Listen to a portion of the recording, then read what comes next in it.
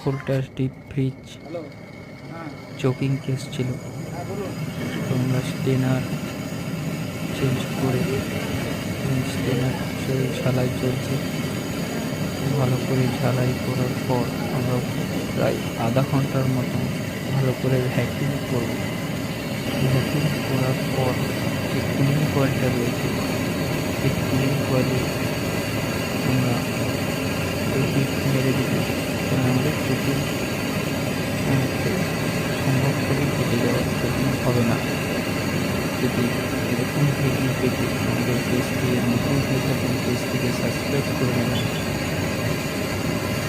এই পেজটিতে বেলুন দিয়ে সাথে থাকে ঝালাই চলছে, স্টিমের ঝালাই করার যদি আপনি দিতে থাকেন প্রায় আধা ঘন্টা থেকে পৌনে 1 ঘন্টা আপনারা ভালো করে ভ্যাকিউম করবেন। ভ্যাকিউম করার পর দেখছেন কুলিং কয়েলে আমরা হিট মারব। যদি ভিডিওটি ভালো লাগে প্লিজ লাইক কমেন্ট শেয়ার করবেন।